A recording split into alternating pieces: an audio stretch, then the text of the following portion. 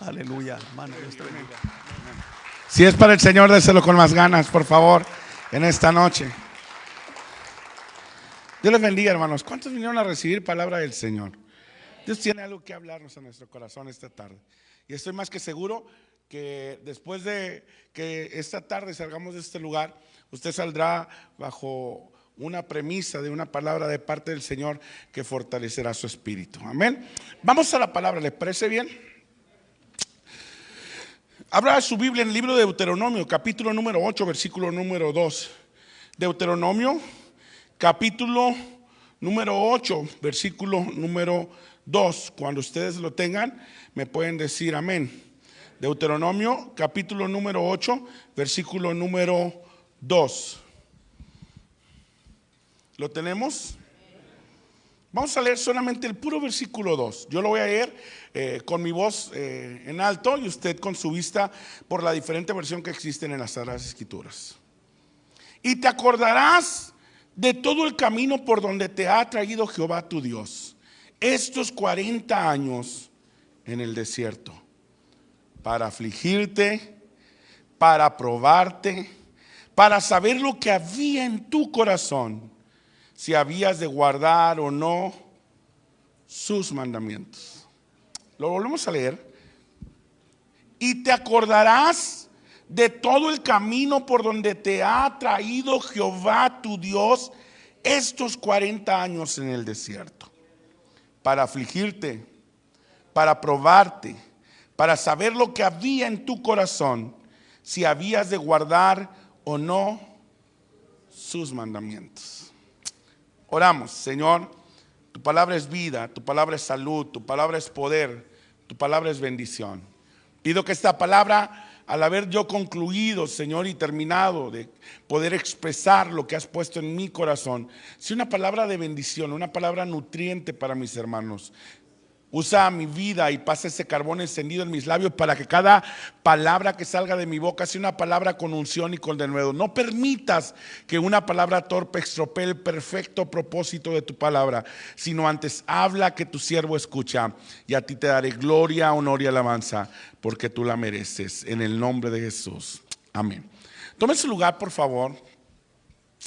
Agradezco al Señor la bendición que me permite estar. Cada vez que estoy con ustedes yo me gozo, hermanos. A veces no puedo estar o el pastor Aaron no me invita, no es cierto. A veces no puedo estar, quisiera estar con ustedes a la brevedad porque he aprendido a amarles. A muchos de ustedes los llevo muy presentes en mis oraciones, y a los que no, pido al Señor que aunque a lo mejor no los tengo en mi mente bien claro, que el Señor bendiga sus vidas. Quiero tomar este tiempo también para agradecer a todos ustedes que han confiado en este ministerio ya a lo largo ya de varios años de conocernos, que cada vez que yo estoy aquí me expresan su devoción hacia el Señor, orando por este ministerio. También algunos o muchos de ustedes, por no decir todos, o más bien no queriendo pasar por alto, sin nombrar personas, han sido un parteaguas para que la obra del Señor avance. A veces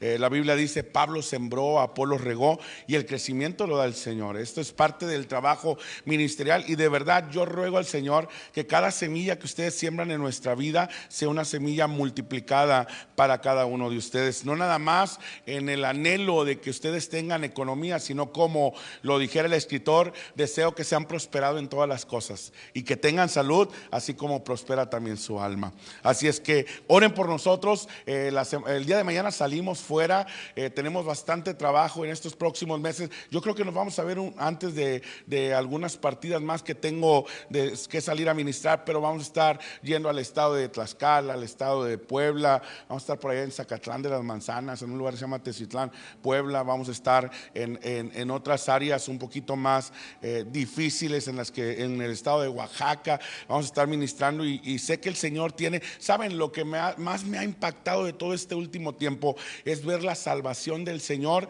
y como el Señor está obrando. Y hace unos días, para ser exacto, hace 2 días atrás, tenía una oportunidad de poder orar por alguien que pidió que yo pudiera orar por él. Esta persona recibió una mala noticia de cáncer.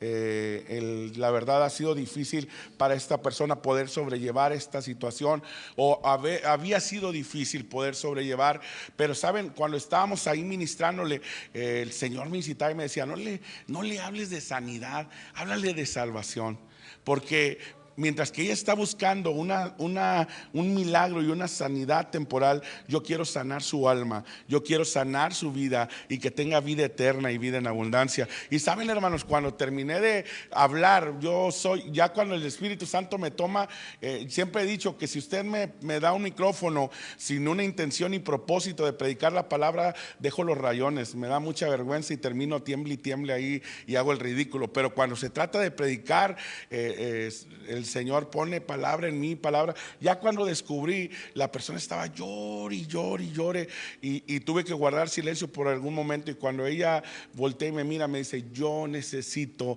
a ese Jesús, yo necesito recibirle en mi corazón, me sane o no me sane, yo necesito tenerlo en mi vida. ¿Y saben cuál fue la sorpresa? Ella recibió a Jesús, pero también recibió la sanidad. Hace unas cuantas horas me decía, el Señor hizo un milagro en mi vida y lo puedo ver realmente claro y evidente que el Señor está obrando en mí. ¿Saben? Dios sigue siendo el mismo de ayer, de hoy, por los siglos, y anhelo con mi corazón que no nada más el Señor me use en algunas áreas en particular, sino que Dios me dé esa gracia para poder compartir la palabra y que el Espíritu Santo venga y redarguya los corazones a un punto de llevarlos a la confrontación, hermanos, para que puedan tener esa convicción de pecado y descubran que necesitan del Señor y abran su corazón para tener la salvación. Amén, hermanos. Pero bueno, ya hablé bastante de esto, quiero ir a la palabra. Le he titulado este mensaje Las memorias de las aflicciones. ¿Cómo se llama el mensaje? Las memorias de las aflicciones. ¿Saben? Se dice o se calcula que aproximadamente el ser humano genera por lo menos 70,000 recuerdos, 70,000 memorias al día. Usualmente al día usted tiene la participación de traer a su cabeza por lo menos 70,000 recuerdos que le vienen a la mente de cosas que ya pasaron, que ya quedaron en el olvido y se hacen presente. Pero saben, la mayoría de estos recuerdos quedan al vacío. Porque aunque realmente esos recuerdos nosotros pudiéramos darles acción, muchos de esos recuerdos solo quedaron como lo que un día fue. Y saben, pensaba mucho en el pueblo de Israel, porque en algún momento cuando el Señor los desecha para que ya no entren más al tabernáculo, la Biblia dice que Moisés descendía al tabernáculo junto con su colaborador Josué, y cuando ellos entraban al tabernáculo, los jefes de las campañas, casas de campaña, salían, o de las familias, y se paraban y comenzaban a observar el tabernáculo y miraban cómo descendía una nube densa del Espíritu de Dios sobre aquel lugar. Y dice la palabra, recordaban aquellos días cuando el Señor se manifestaba sobre su vida. ¿Sabe la triste historia de muchos de nosotros? Que vivimos de los recuerdos, pero que no accionamos en ellos. Alguien alguna vez dijo, me acuerdo cuando el Señor se manifestaba en aquellos días en aquella iglesia. Me acuerdo, ¿saben? En la iglesia donde mi papá pastorea, hay hermanos ancianos que cuando se sientan a platicar de las experiencias dicen, en aquella casita de madera el Espíritu de Dios descendía. Y parece que su alma quedó ligada al pasado.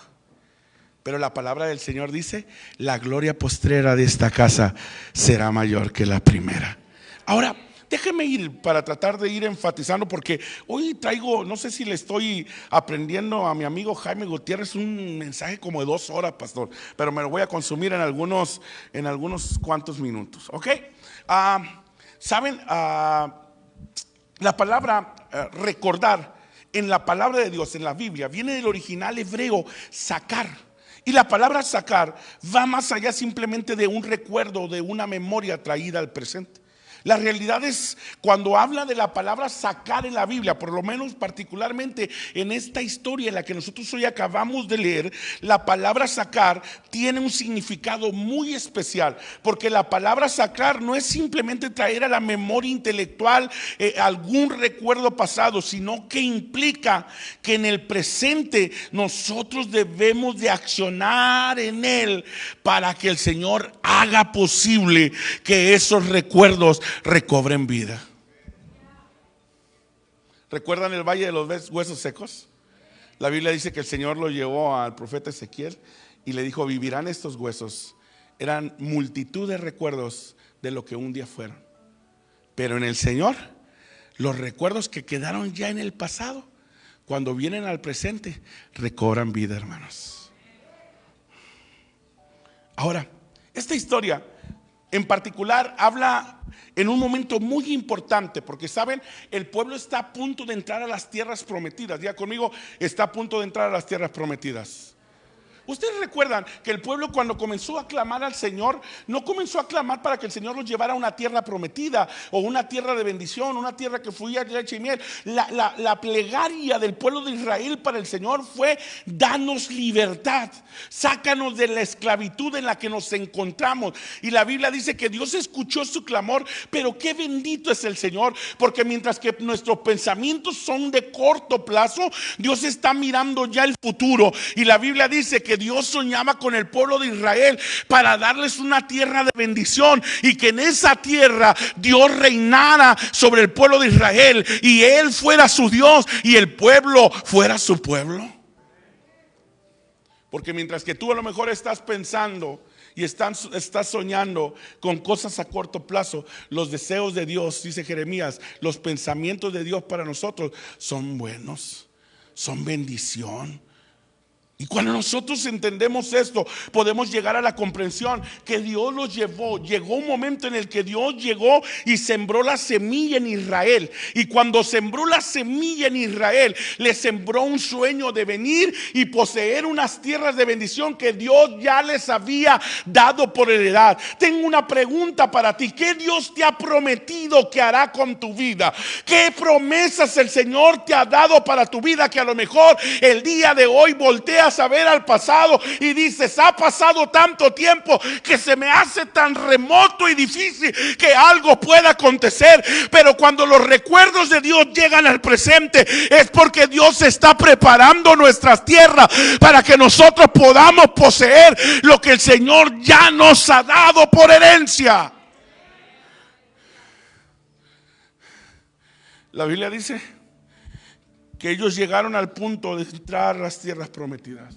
Pero si usted hace la historia, recordará que el pueblo de Israel pudo haber llegado en unos cuantos días a las tierras de Canaán, pero Dios permitió que por 40 años el pueblo fuera procesado en el desierto. ¿Lo recuerdan? 40 años que pudieran haberse simplificado, pero Dios, los planes de Dios sobre Israel eran distintos.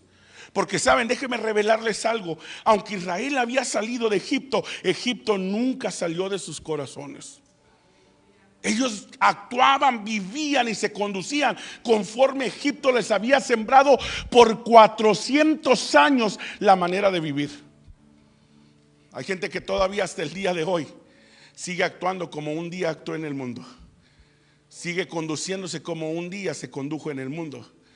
Y Dios muchas veces nos tiene que meter al desierto. Voltea con el que está a tu lado y dile: desierto.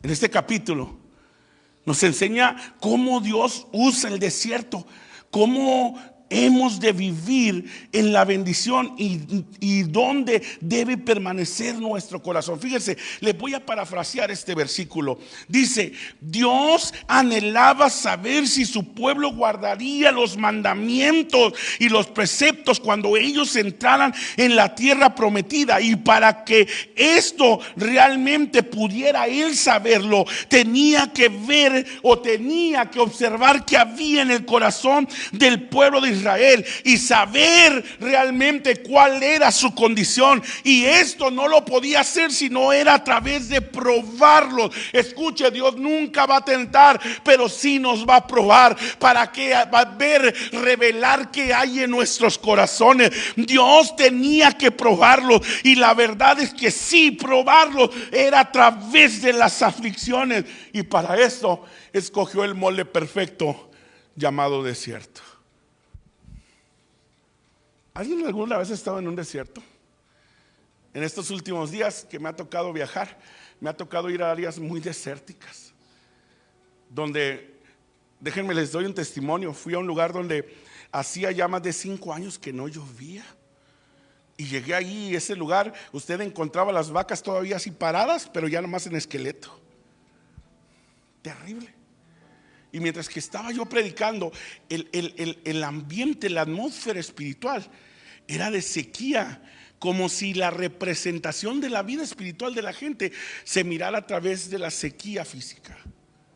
Y cuando yo estoy ahí, el Señor me habla y me dice: yo voy a hacer descender una lluvia tardía sobre este lugar.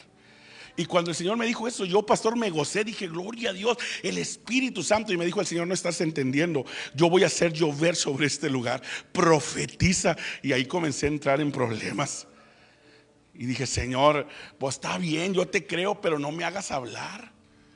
Y el Señor me dijo: háblales y diles que se den prisa a llegar a su casa, porque va a llover esta noche después de haber terminado esta actividad. Yo dije la palabra, hermanos, y como esa noche nos íbamos, yo me apuré a armar maletas y todo, y dije: por si en dado caso no llueve, ya no vuelvo. Hermanos, a veces así somos los ministros, no crea, porque de repente ustedes ven el reflejo de los ministros y dicen: no, es un ungido de Jehová. No, también padecemos, hermanos. También hay incredulidad de repente en nuestros corazones. También ahí dejamos los rayones cuando el Señor quiere que nos paremos firmes. Pero ¿saben cuál fue la historia? Y no digo la triste historia, sino la bendecida historia, que todavía no podíamos salir de ese lugar cuando comenzaron a caer cántaros de agua sobre aquel lugar de una manera hermosa. Al siguiente día me mandaron fotos de cómo el lugar había reverdecido, cómo el lugar había tomado algo distinto. Pero vivir en un desierto no es sencillo. Ahora, imagínese usted al pueblo por 40 años tener que atravesar un desierto, que era un desierto con propósito, porque Dios anhelaba saber qué había en el corazón y cómo actuarían cuando ellos tomaran las tierras prometidas. ¿Están aquí, hermanos? Están muy serios, como que están regañados esta noche. Déjeme decirle algo: desierto. Cuando hablamos del desierto, nosotros podemos entender que Dios usó el desierto como una escuela de formación del corazón. El desierto fue el instrumento perfecto de Dios para moldear al pueblo de Israel, moldear su carácter, para que en ellos no pudiera haber una autoconfianza ni una confianza en el hombre, sino una plena confianza en el Señor. O sea, que cuando nosotros hablamos del desierto para el pueblo de Israel, no fue un castigo, fue una formación, fue una escuela, fue la universidad del pueblo de Israel. Faraón utilizó 400 años para tratar de formar una dependencia de ellos, y Dios tomó 40 años para hacerles saber que su única dependencia era del Señor.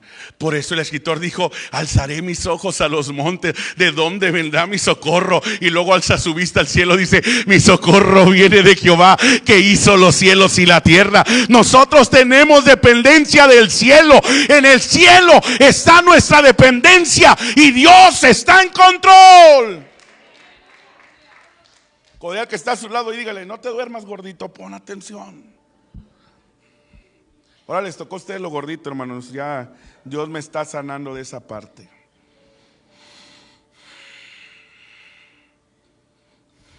El desierto nunca será cómodo. El desierto En el desierto nunca encontrarás reconocimiento. En el desierto no encuentras aplausos.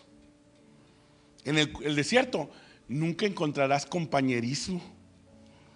En el desierto nunca habrá una aceptación de la gente. Pero ahí Dios prueba a sus hijos. Ahí Dios prueba los corazones de cada uno de nosotros para saber qué es verdad y qué no lo hay. ¿Saben? Les voy a hacer una comparativa y les va a doler a las hermanas. Pero mi papá dice que cuando una mujer se maquilla, dice, es puro bondo. Porque luego le quitas el maquillaje y viene la realidad. Le iba a decir algo, bueno, ya se lo voy a decir, ya estoy aquí, ¿no? Me acuerdo que una vez me habló una hermana de las diáconas de nuestra iglesia y me dijo, hijo, ¿te puedes ir a quedar conmigo y con mi hija? Porque mi hijo el mayor no está en casa y aunque sea que tú estés ahí con nosotros, pues nos va a servir de compañía. Así como que me dejó de sobra, pero dijo, ve, yo estaba adolescente, tenía 15, 16 años y me acuerdo que en aquellos tiempos la hija de la hermana era una de las muchachas que más causaban impacto en la iglesia. Llegaba ella y todo el mundo volteaba a mirarla. Y esa noche llegamos, yo me senté en el sofá y estaba mirando la tele porque ella me dio el control. Dijo, ahorita cenamos. Y ellos se metieron a su cuarto. Y después de unos cuantos minutos sale una mujer y me voltea a ver. Y cuando me mira se sonríe. Y yo le digo, buenas noches. Y ella voltea y se comienza a reír. Y me dice, soy Liz, la hija de la hermana Carmela. Y le digo, no es cierto. Yo todavía con una cara de asombro le dije, no es cierto. Y le dije, ¿y las pestañas que tenías de este vuelo? Y yo me acuerdo que estabas bien acinturada, no tenías esa panza tan grande. Y salió la hermana y me miró con unos ojos que me quería casi sepultar. Dijo, los hombres no deben de ser imprudentes. Le digo, es que realmente parece que entró una y salió otra. Ya me salí, de hermanos, del tema. Ya ni van a querer ofrendar esta noche las hermanas. En el desierto realmente es un lugar de prueba, donde realmente las verdades salen a la luz, lo que hay en el corazón. Ahí se caen todos los ídolos. ¿Alguna vez has confiado en alguien y te ha traicionado? ¿Alguna vez has dicho, esta persona no me va a defraudar? Pero eres metido al desierto para que puedas entender que solo tu dependencia está en el Señor. Y que el único que está contigo y que no te va a defraudar es Jehová de los ejércitos. Ahí realmente se da a conocer lo que es verdad y nada más. ¿Sabes? Cuando nosotros entramos en el desierto, es el lugar donde nosotros aprendemos a comer maná, entendiendo que la providencia viene de Jehová de los ejércitos. Es donde nosotros podemos beber agua de la roca, sabiendo que es a través del poder del Espíritu de Dios. El desierto es un lugar donde nosotros caminamos y muchas veces no veremos nada fructífero, nada que realmente pueda darnos un aliciente para seguir adelante. Y si Dios te está dejando hoy sin apoyo, si parece que todas las cosas que están en tu entorno se han disipado y los caminos se han cerrado y piensas que ya no hay ninguna alternativa, es el tiempo de entender que Dios te ha metido en el desierto para que seas probado y para que seas formado a través de las aflicciones y entienda que tu único socorro, tu único pronto auxilio es Jehová de los ejércitos, el Rey de reyes y Señor de señores.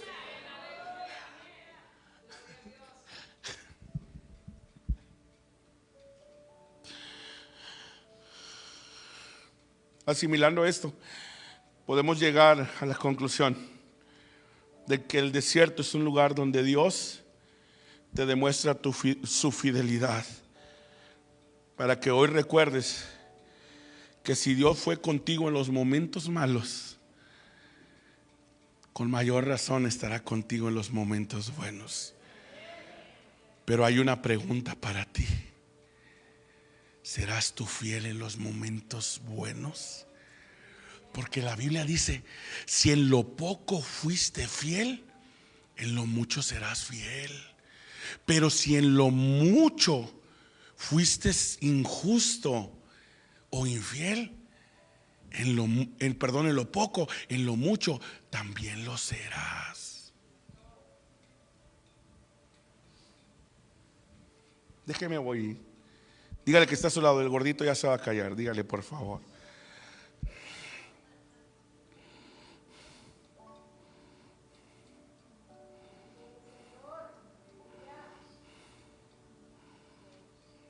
Vaya a su Biblia. Número 1. Dios permitió el hambre en Israel en el desierto. Mire lo que dice Deuteronomios capítulo 8, versículo 3. ¿Lo tenemos? Y te afligió y te hizo tener hambre. Hablando del Señor con el pueblo de Israel. Y te afligió y te hizo tener hambre, pero te sustentó con maná, con comida que no conocías tú, ni tus padres la habían conocido, para hacerte saber que no solo de pan vivirá el hombre, sino de toda palabra. ¿Sabes? Porque Dios permite el hambre muchas veces en nuestra vida, pero también es tu provisor cuando parece que ya no hay sustento para tu vida. Porque no hay milagro que llegue sin que antes haya una necesidad. No puede haber una sanidad si no hay una enfermedad. No puede haber una libertad sin antes haber una esclavitud. No puede haber un socorro, una salvación, sin antes no hay un auxilio. Es necesario atravesar. Y Dios muchas veces permite esos procesos de aflicción para que nosotros podamos reconocer y saber que Dios está pronto. La Biblia dice que su oído está atento al clamor de sus hijos. Porque sí, es verdad que Israel fue probado a través de la aflicción de llegar a tener hambre. Pero cuando llegó en el punto cumbre que parecía que ya no había potaje y que nada se iba a poder hacer, se abrieron los cielos y comenzó a descender maná del cielo. Porque el único que puede hacer estas cosas se llama Jehová de los ejércitos.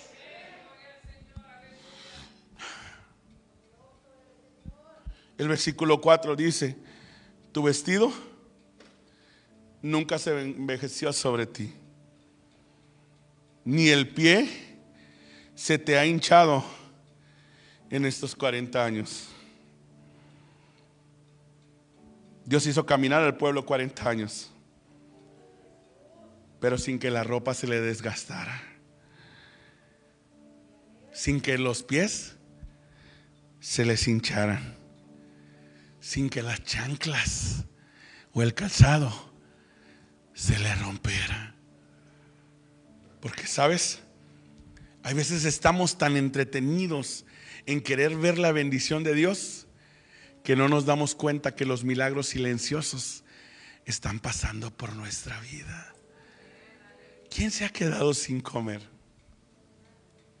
Yo me acuerdo que en la pandemia, y alguna vez a lo mejor se los he testificado, regresé a casa. Yo vivo en el ministerio y de ahí como del ministerio. Me acuerdo que llegué a la casa y le dije a mi esposa: pues ya se cerraron los templos, no sé qué tanto tiempo, tenemos este dinero, este remanente, vamos a subsistir. Y me dice mi esposa: vamos a sembrarlo. Y yo volteé como todo hombre prudente y le dije: ¿cómo se te ocurre si no vamos a tener ya más? Y me dijo: en los momentos de adversidad es el mejor momento para sembrar. Y me acuerdo que me fui a una tienda, compré mandado cuanto pude. En aquel tiempo todavía estaban abiertas las tiendas grandes. Fui, compré lo necesario. Había en nuestra iglesia por lo menos 7 familias que estaban sacudidas por esta situación. Algunos de ellos, toda la familia completa, tenían cartelones en las ventanas: no se acerquen, estamos infectados del COVID.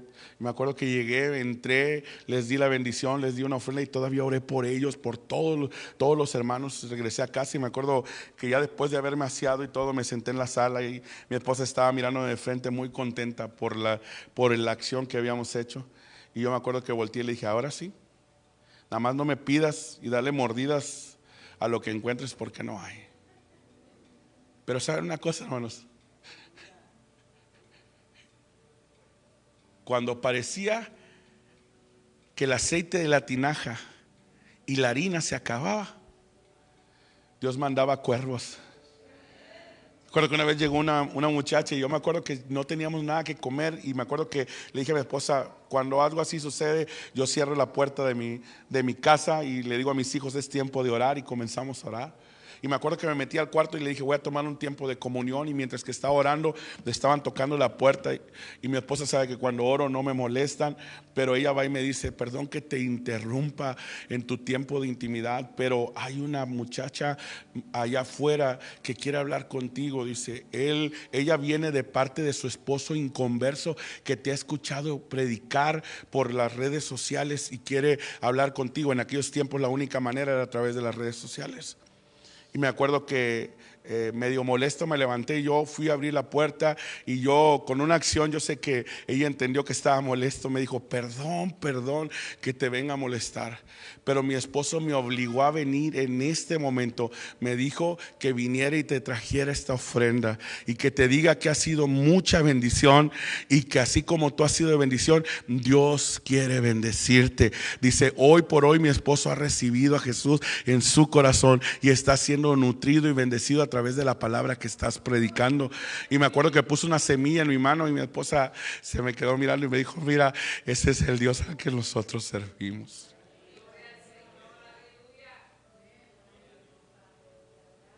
Dios nos hace atravesar desiertos, pero Él lo dijo bien claro: aunque pases por los fuegos, yo estaré contigo. Aunque pases por la llama, no te quemarás. Dios promete estar ahí. ¿Es inevitable poder pasar por los desiertos? Claro que sí, porque Dios tiene que formar nuestra vida. Pero en medio de esos desiertos, la providencia del Señor sigue estando presente. Déjeme, avanzo. Ya nomás me falta 1 hora y media. Inciso C, capítulo número 8, versículo número 5. Reconoce a sí mismo en tu corazón que como castiga el hombre a su hijo, así Jehová tu Dios te castiga. No sé si se acuerdan, pero yo me acuerdo mucho de cómo mi papá me corregía, pastor. Y yo me acuerdo que todos los lunes era el lunes de medicina, porque los domingos mi papá en aquellos tiempos tenía una pick-up de esas de caja, y llevaba a los hermanos por diferentes lugares a repartirlos después de un culto. Entonces terminaba el culto y todos los hermanos se subían rápido a la camioneta. Pero ¿quién creen que no se subía? Era yo, hermanos. Y después de que mi papá terminaba de repartir todos y llegaba a la casa, mis hermanas, sin querer decir nada por lo recio que mi papá era, mi papá comenzaba a preguntar: ¿y dónde está Esaú? Y ellas con la cabeza agachada decían: se quedó en la iglesia, nunca se subió. Y mi papá llegaba, me subía a la camioneta, yo ya sabía, cenábamos, todo bien padre, nos acostábamos a dormir. Al siguiente día me levantaban y me mandaban a la escuela. Pero cuando regresaba, me decía mi mamá: tu papá te está esperando en el cuarto, dice que vayas tantito.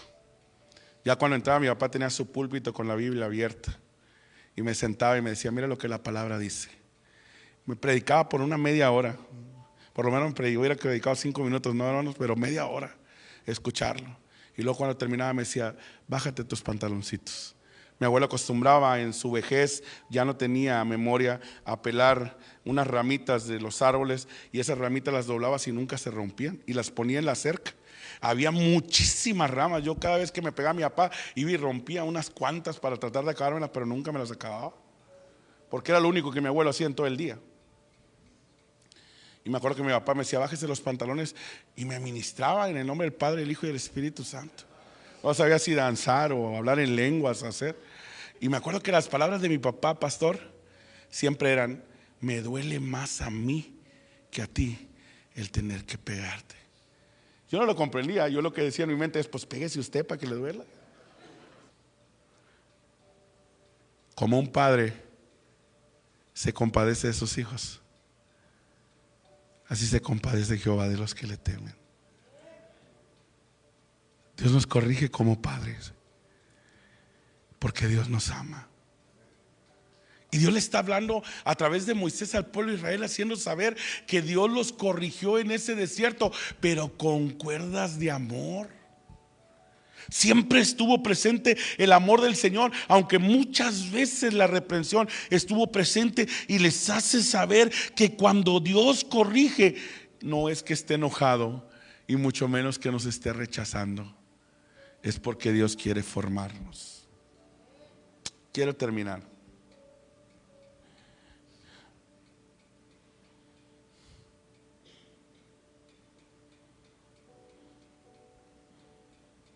El Señor le habla en el Deuteronomio capítulo 8, versículo 2 al pueblo, y le dice a través de Moisés: y te acordarás de todo el camino por donde te ha traído Jehová tu Dios estos 40 años en el desierto, para afligirte, para probarte, para saber qué había en tu corazón, si habías de guardar o no sus mandamientos. Parafraseando, el desierto solo fue una universidad para Israel, para que ellos pudieran disfrutar de las tierras prometidas como Dios quería que lo hicieran. Hay gente que hoy por hoy le reclama al Señor y le dice: ¿por qué no me has dado lo que te he pedido? ¿Cuántos de nosotros tenemos oraciones sin contestar?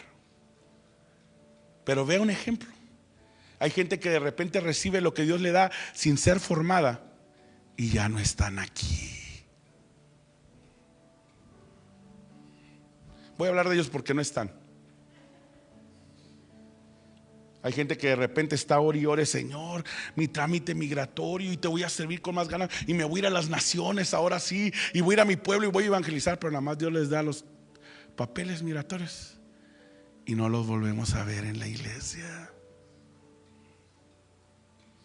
¿Qué faltó ahí, hermanos?